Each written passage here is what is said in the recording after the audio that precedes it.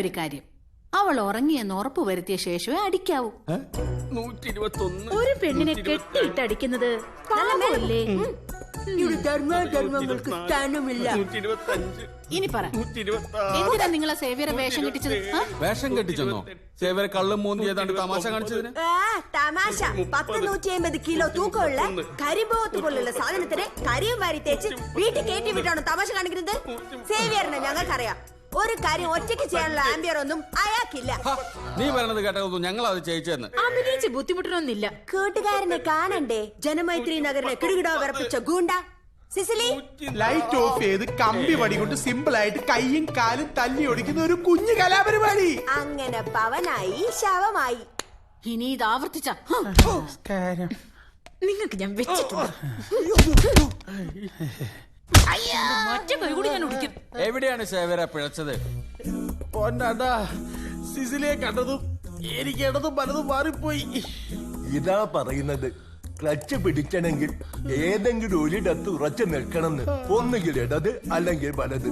പ്രത്യേകിച്ചും ഗുണ്ടകൾ. കേട്ടോടാ പൊട്ട.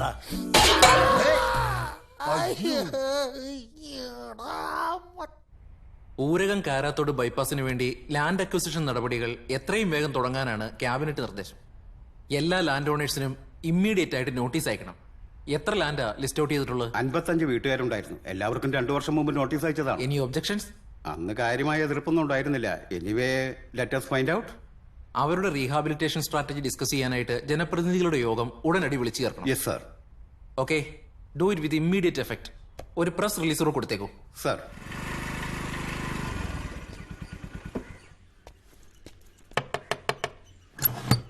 അച്ഛനോടെ കിടക്ക. എന്താ എന്താ പെട്ടെന്ന് ഇങ്ങനെ? TV ന്യൂസ് കണ്ടപ്പം മുതലൊരു തലചുറ്റല്. അയ്യേ, ഇത്രയുള്ളോ? ഇതിപ്പോ ആദ്യമായിട്ടൊന്നും അല്ലല്ലോ. കൊല്ലം കുറയല്ലേ പറയാൻ തുടങ്ങിട്ട്. എന്നാലും പെട്ടെന്ന് വാർത്ത കേട്ടപ്പോൾ ജനിച്ചു വളർന്ന നാടല്ലേ, പെട്ടെന്ന് എല്ലാം ഇട്ടെറിഞ്ഞു പോകാന്ന് വെച്ചാൽ. അയ്യേ, ഇതാണോ? 2 വിട്ട ഇതൊന്നല്ലല്ലോ വീമ്പ് പറയല്. അതല്ലടാ, ഇനി എത്ര കാലാടാ ഞാൻ പുതിയൊരു സ്ഥലത്തോട്ടൊക്കെ പറിച്ചു നടുകാന്ന് പറഞ്ഞാൽ പഴമക്കാരല്ലേ ഞങ്ങള്? അച്ഛാ, ബൈപ്പാസ് വരുന്നോടുകൂടി കുടിയിറക്കപ്പെടുന്ന എത്രയോ കുടുംബങ്ങളുണ്ട്. അവരൊക്കെ വെച്ച് നോക്കുമ്പോ നമ്മള് ഭാഗ്യവാന്മാരല്ലേ?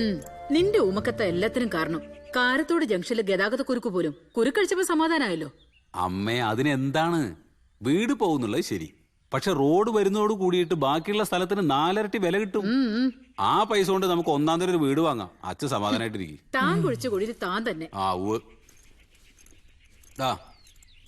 നീ അങ്ങോട്ട് ചെല്ല്, മുത്തച്ഛൻ ലേശം മരുന്ന് കൊടുക്കട്ടെ. ചുമ മനസ്സിലായി, ഇതിനല്ലേ? എന്നാ വെള്ളം എടുത്തിട്ട് വാ. ഒരു 2 എണ്ണം അങ്ങോട്ട് വിട്. അപ്പൊ ബോധക്കടക്കണ പോകും. പിന്നെ മൊത്തടിച്ച് തീർക്കരുത്, എനിക്കും കൂടെ ബോധം കടള്ളതാണ്. ഒരു പൈന്റില് 2 ബോധക്കേടോ? നടക്കില്ല. അങ്ങനെ കായം കാണിക്കരുത്.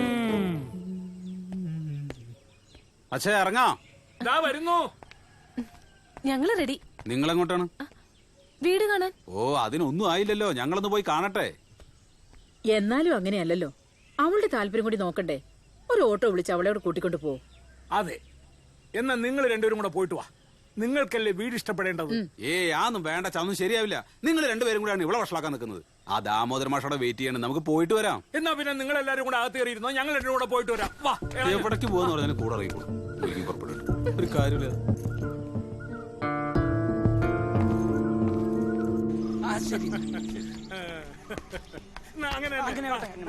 ചേട്ടാ, ആ പ്രമാണത്തിന്റെ കാര്യം ഞാൻ നോക്കിക്കോളാം.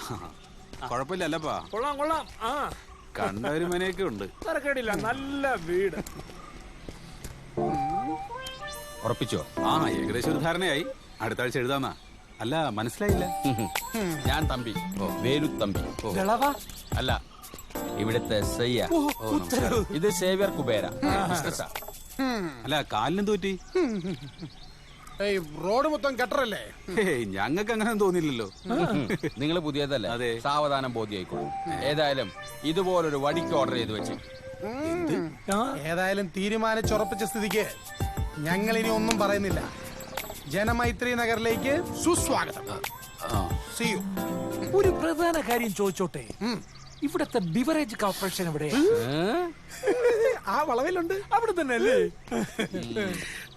എന്തോന്നപ്പ ഇത്? ചുമ്മാ അല്ല, അവരാ വടി ഓർഡർ ചെയ്യാൻ പറഞ്ഞതിൽ എന്തോ ഒരു അപകട സൂചന ഉണ്ടല്ലോ. എന്തപകടം?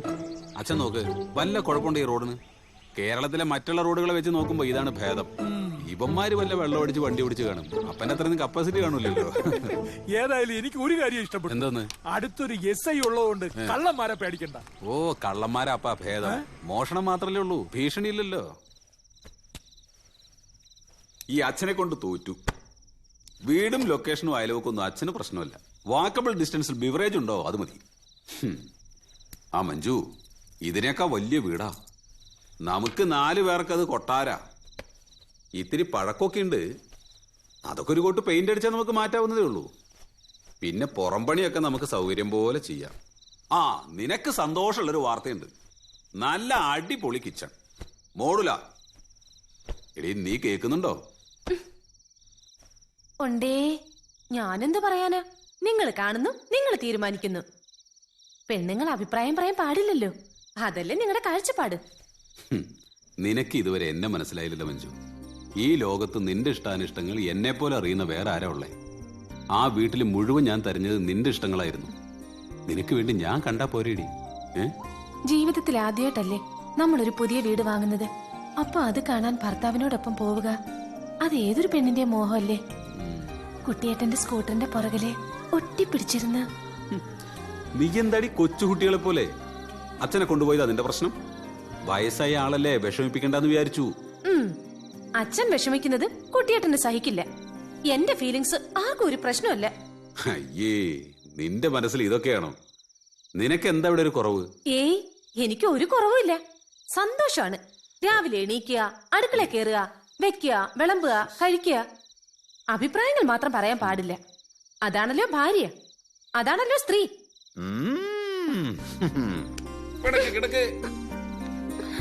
കൂടുതൽ പറഞ്ഞാലേ ഇങ്ങോട്ട് തിരിഞ്ഞെടുക്ക് മഞ്ജു.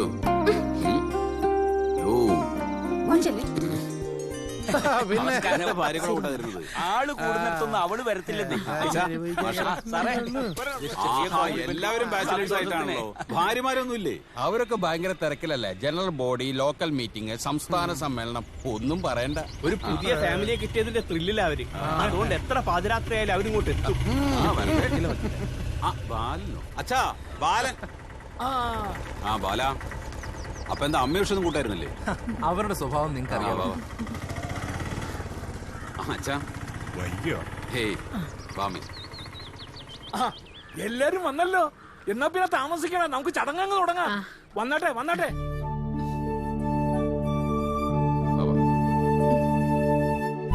തുടങ്ങല്ലേ ചടങ്ങ് നടക്കട്ടെ.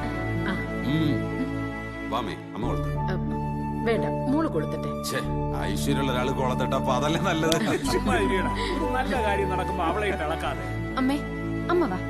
വേണ്ട, ഒരു നല്ല കാര്യത്തിന് വിളിച്ചാലും എത്ര വലിയ പാട്.